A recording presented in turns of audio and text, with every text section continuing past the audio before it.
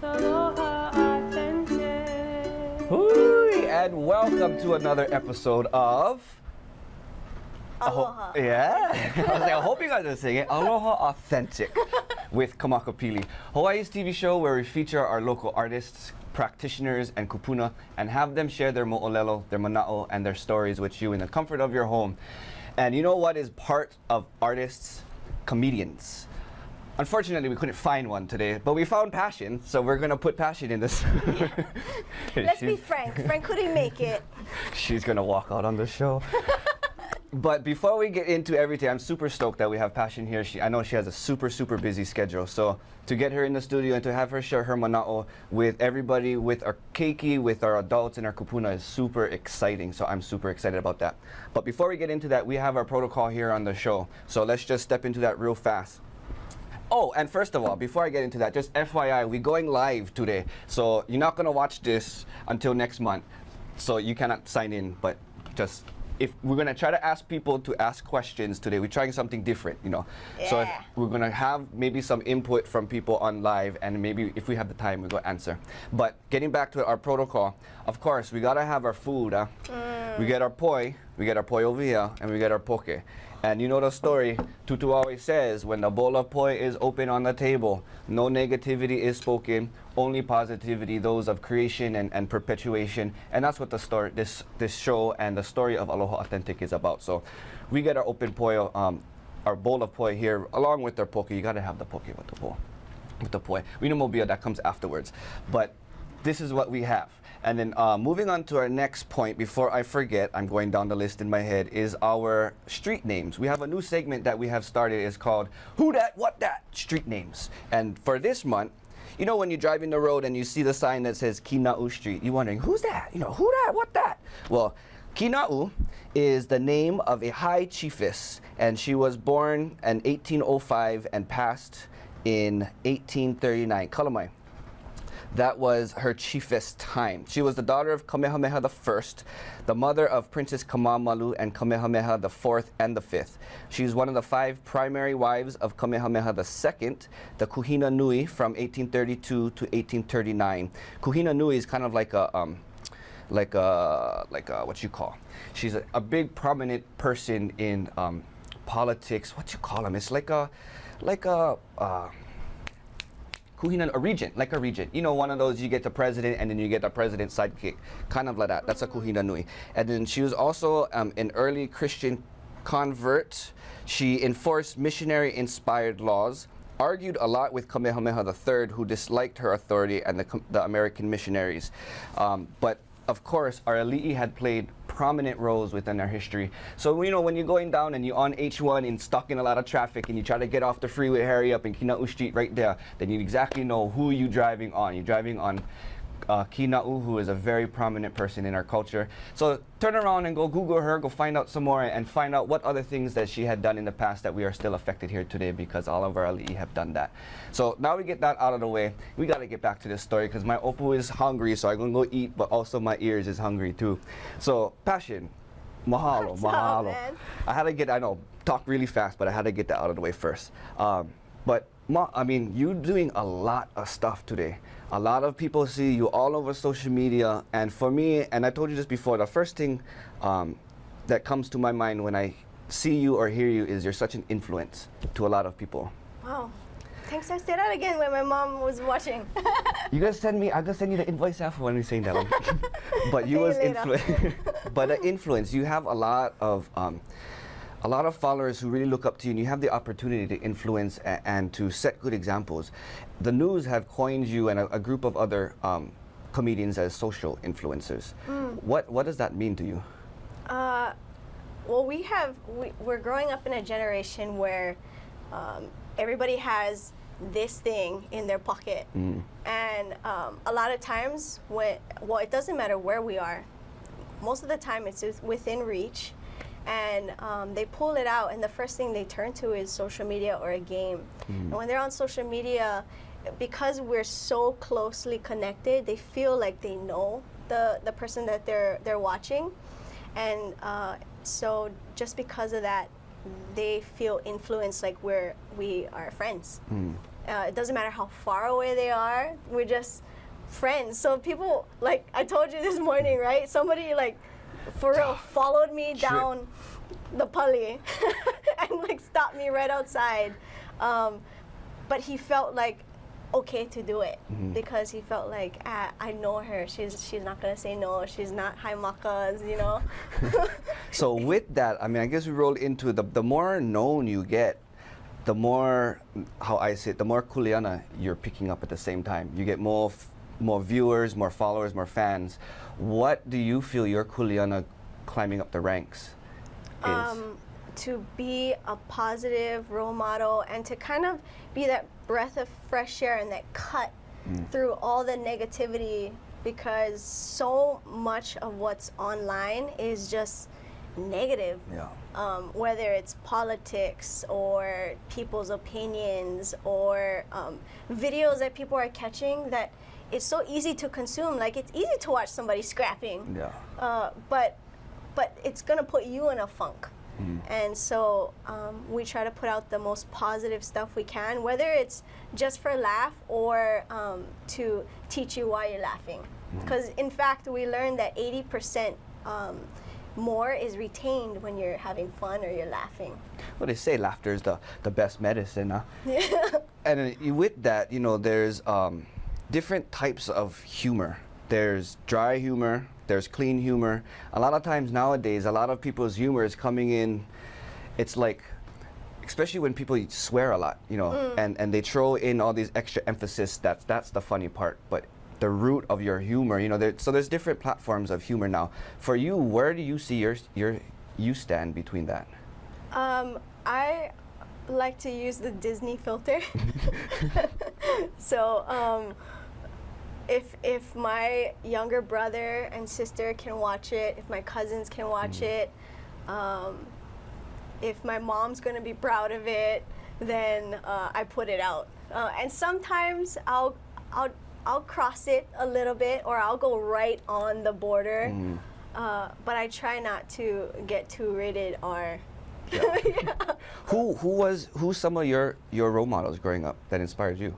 Man, like a lot of the local guys, Raps, Frank, Augie, Andy Bumatai, and then other people like the I Love Lucy show. That stuff was epic. Yeah, just and then you got like all the classics, Chris Rock and yeah. So all of those, like, you know, everybody has their perspective or their understanding of what comedy is. For you, what is your comedy, or what is comedy to you? Stuff that's relatable, stuff that you can like watch and go, oh my gosh, that happened to me, or like this is so you, or that is so me. And also taking something that is hard to hear and then flipping it to make it funny, because we all need a laugh, especially in this day and age. So is that where you get your comedy or your material from? How you come up with your material?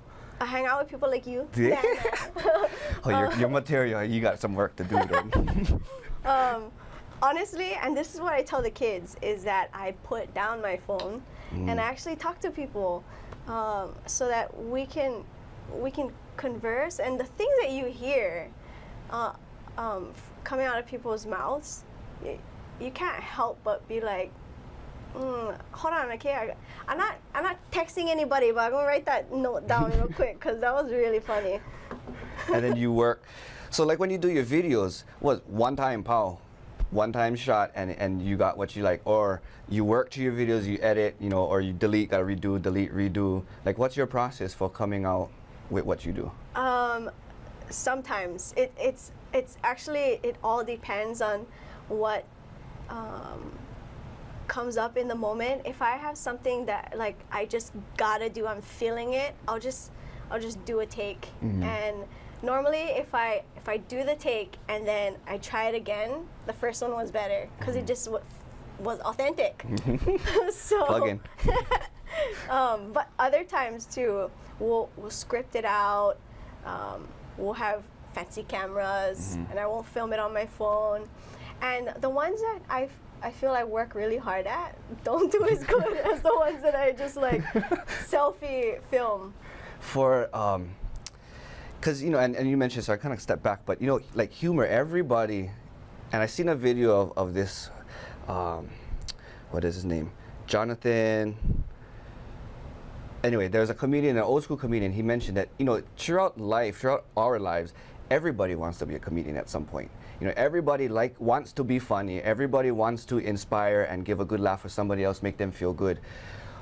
But what there has to be that feeling, that you dang. What I'm trying to get at, I had brain farts all week this week. Me too. But that ownership and the confidence in what you do. I was having a conversation with my mom when we was coming over here, and I was saying, when you make a joke and then nobody else is laughing and all you hear is crickets, and you're like, oh, sometimes that could be totally like a downer and you totally lose your self-confidence. But at the same time, if you own that and you're confident in what you do, you can flip it around and still own yourself. For you, have you ever had that kind of stuff? Because when we look at you, you're so confident. But is that part of your process? Like, do you practice that? Is that just what comes out? Yeah, definitely part of the process. And we got or I should say, I got a lot of that haterade when I first started. I remember you guys did one because you're affiliated with 808 Viral. And I seen at that time there was a video of you guys going through all the negative feedback that you guys had. Do you use that?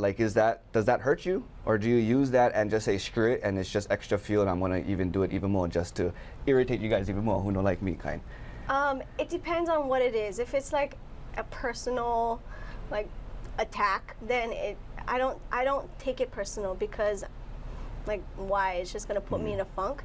But if it's something to do with how I can improve, I'll always take that constructive criticism, even if they didn't mean for it to be constructive sometimes. I saw a quote that said, how can you be polished if you don't get rubbed? So if something rubs you the wrong way, sometimes it's because you got to hear it, and it's just you're just trying to get polished. So but oh man, some of the stuff, I went through a lot of stuff and deleted it because I was like, oh, so shame. I couldn't believe I did this. Sometimes, and he just passed away. Don Rickles was the master of insult, and he was one guy I always look up to, and that's the type of humor where, and he always said, some things in life you just have to laugh. Yeah. Because especially today, I think is a good example of we so serious. The world moves so fast. The world is about, I gotta do this, and I gotta hurry up because I don't have time. But sometimes it's like sit back and relax, and you bring light to the heavy things in life, and making jokes and having and insulting people. But having it being fun, it's a healing. Going back, laughter is the best medicine, So for you, I mean, that to hear that, and hopefully, people out there starts to be more understanding. And I guess the main message is really just enjoy life. Yeah. Yeah, totally. And come from a good place, or know that people are coming from a good place. Because you look at the old school, I say old school, they're gonna whack me on the head. Frank De Lima and raps and stuff, Andy. Russell! Russell, you get pen! They dressed up in drag. And nowadays, if you do that, there's a lot of people that will take offense to it. No. Or Frank, he was known to take cultures and razz on them. In fact, that's our culture. In Hawaii. We can make fun of everybody because pretty much we have mixed plate and we get everything anyway, so nobody's gonna take offense to it. I should know I'm Portuguese, and most of the jokes is on Portuguese people. Well, that's one thing too. I'm glad you said that, because I think people have come up to me in the past, and when you say certain words, like you say haole, or you even distinguishing, he's Filipino, or what is he? You think he Chinese or Japanese? Nah, he Korean. Other people, they're like, hey, you cannot say that. That's racist. But it's like, first of all, we come from Hawaii, where we is a mixed plate, and that's how we were raised. So to bring light and use that, to me, is like even more better. it's an avenue to have more appreciation Yes. for who we are, what we do in our lifestyle here. And it taught us a lot. It taught us a lot about each culture. I remember the opening to Raps, he was talking about how different Filipinos name their children, like fish falling into tapioca pudding, like malapit, salamat, like that kind of stuff. So good. But so with you, you know, you have a lot of, and we worked once in the past. I'm very fortunate. You pulled me in to go help with some keiki, with a keiki program. Oh, I was fortunate. And that was good stuff. I just gotta say, okay, we go walking through this, and the moment we turn the corner from the tent where the kids are all inside, one of the girls turns and look and is drop everything in the hand, flying up in the air, starts screaming, "That's Pashyn!" And the whole crowd comes in. Says, "Can I have your autograph? Can you have your autograph?" And but for me, I standing back and I'm just like, how's this? Nobody's coming to me. No, but I look at it as like, you know, you have such a presence with the kids. When you work with the kids, and I see you doing a lot more things throughout the community and different aspects of the community, what is your main messages that you try to share, especially with the youth? Coming up and you know, being that influence. And I know, you know, it's such a broad question, you touched upon it before, but specifically with the kids and doing these things, what do you try to instill within them that hopefully it carries on when they grow up? Is it funny that that my new thing is to tell them to follow their passion? But it really is true. There's so many times, like when I was younger, I wanted to be an actress. And then so many different layers of people like raining on my parade. One, there's no acting careers in Hawaii, or you're too short, or you know, like, sorry, you like food too much. Like, and so basically just telling them to just go for it, whatever it is. I mean, if you want to be a teacher, or like Joe Coy, another comedian, he says that his Filipino mom wanted him to be a nurse, which is so stereotypical. But he was like, I didn't want to be a nurse. I wanted to be a comedian. Don't let anybody hold you back from what you want to do, and just completely go for it. There's, especially in this day and age, like I wanted to be an actor, and social media became that platform. But who knew back then that was going to be an option? Gonna be up, yeah. So where did comedy start with you? How did you get into it? Ever since we had a video camera, my cousins and I would reenact. I don't know if I'm allowed to say this. Well, probably, because it was on MTV. You know that show Jackass? So we would reenact all those things, but we didn't have a place to like put it. So that was before YouTube and all of that stuff. So we would just like have family nights and watch all these videos. And then as soon as YouTube became available, I started doing videos, and it was like completely not comedy, but it had like a twist to comedy. It was tech reviews with comedy.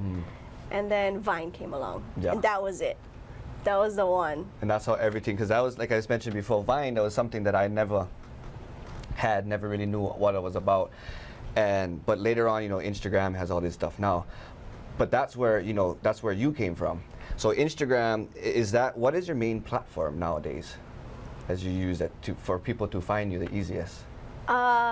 It's Facebook and Instagram.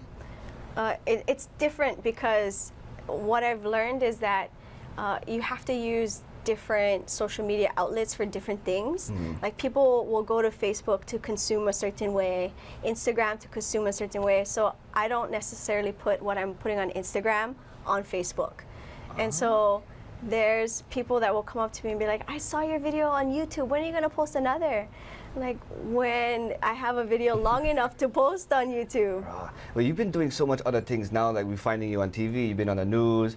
The MVP for the kind. Oh yeah, that was good fun, man. They surprised me. Yeah, how was that? That was because I woke up and the first thing I seen, hey, Bing, you know, what were you going into the radio station for? I didn't know. So Mele, I've been to their station before, and then we filmed with them doing the Try Not to Sing Along challenge, and so we've been hanging out outside of the radio or filming, and she's just like, hey, come up Tuesday. I was like, yeah, okay, I'll come up Tuesday. I had no idea why I was there, so when I checked in with the receptionist, I was like, do you know why I'm here? She's like, no, you don't know why you're here? It's like, nope. And then you could totally tell that I didn't know, because I opened the door to KINE, and the KITV camera was just like shooting right at my face, and I had Titaban, I was chewing gum, like, yeah, I was Stage caught fright. off guard. Do you ever have stage fright? Sometimes, yeah. Like, camera is easier for me. Yeah. For me, camera is harder for me. Like sitting here, it took me a long time, and I had to practice with this. Staring at this and talking to this is so awkward. But talking in front of people is like you put on the spot. You have to do something. You better hurry up and talk now because everybody's watching. So you have more of a pressure on you. That's how I feel. Yeah, and I was blown away that day that we did the ipukukui with the kids, because were just the command skills, the engagement with the kids was so good. No. When you were teaching them, and Okay, I'll give you your invoice back. You can keep them. exactly. No, but that was cool. You know, I think bringing that up with a few minutes left, you know, we are the next generation coming up. You know, and how after that day, and this day that we spent with the kids was high school kids, and they never got into Kamehameha. Yeah, they were the kids that had the opportunity to be part of the Kamehameha program. Anyway, it gave me the chance to see, you know, we are on that year, but we're on like different corners, you know, but we are in that up, following in our kupuna's footsteps and becoming that next generation. And it had me, you, and Brother Crichton was there too. And I gotta say, them two, as much as she said, I do, you guys own that thing too. And for me to see Crichton has his own game that we played. She had this game, she came out with the dentist things that you gotta like this, and you gotta say stupid stuff like "Kahi da hairo," and it's like, what? Kahi da hairo. So you gotta guess what you say. Oh, Kahi da poi bo, I get them. You know, but you broke the kids out of their shell, and I know that speaking with you before that's what the whole thing was. Yeah, how to get kids out of their shell, how to influence them enough to worry about never mind what everybody else thinks. You know, with this world and what you was touching upon, so much things is going on in this world, and so much people have critiques or something. Somebody always has something to say. So how do you stay confident within yourself? You know, and I think, you know, ending this off, we always end our show off with that last question of aloha. So this question to you, and especially keeping in mind with the kids, and for this show, there's probably a lot of the parents to the kids that watch you and everything, for them to know from you, what is aloha? And through your work and through the opportunities that you have to influence the world, how do you show that? Man, that's a good question. We say it's water, but you never know. You can have a sip. Aloha, the root of it for me, of course, we know can mean a lot of things. But for me, it's love. So always coming from a place of love, loving everybody, especially because we are from Hawaii, and in the mainland, they say it's a 6 degrees of separation, but in Hawaii it's 1. Like, that's why you gotta ask, like, where you from, what school you went, what's your last name, in case we're cousins, because we don't like date each other. If so, I have a story on that. No. And then all of a sudden you're getting married and your family, and then you're like, oh, that's my auntie. Oh no, that's my auntie. But no, coming from a place of love and always representing who you are with aloha, and yeah, I think that's it. That's sick. You know, to hear everybody's perspective of aloha, and so far I think it's been the past 5 or so episodes that we've been asking people. So we're just really just adding the pile of really broadening that meaning of aloha, and I hope the guest and the audience out there starts to understand more. At least we get to broaden your perspective of what they feel aloha is. But for you, what's the next things that's coming up for you that you're working on, without giving too much and breaking some secrets? No, I can totally break some secrets. Break it's my project.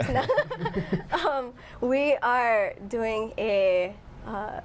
Actually, I think by the time this comes out, it's going to be released. So we're doing a comedy album. What? And we're gonna get that out hopefully by September. And then we are trying to do kind of like a throwback of all these legends and bring it into life today for the kids that might have not watched Raps or Frank or the old Chris Rock stuff, and putting it out now for people to consume. Oh, perfect timing. Well, there you go. This is going to come out next month, well, this month. So keep an eye out for that. Where can people find more information about you? You Google Pashyn, and it's just everywhere. My mom says she wasn't a hippie, but she spelled my name Pashyn. So you Google Pashyn, and I kind of own that space right now. For now, until somebody's kids, they can name Pashyn because of you. Yeah. Okay, so Instagram, Facebook.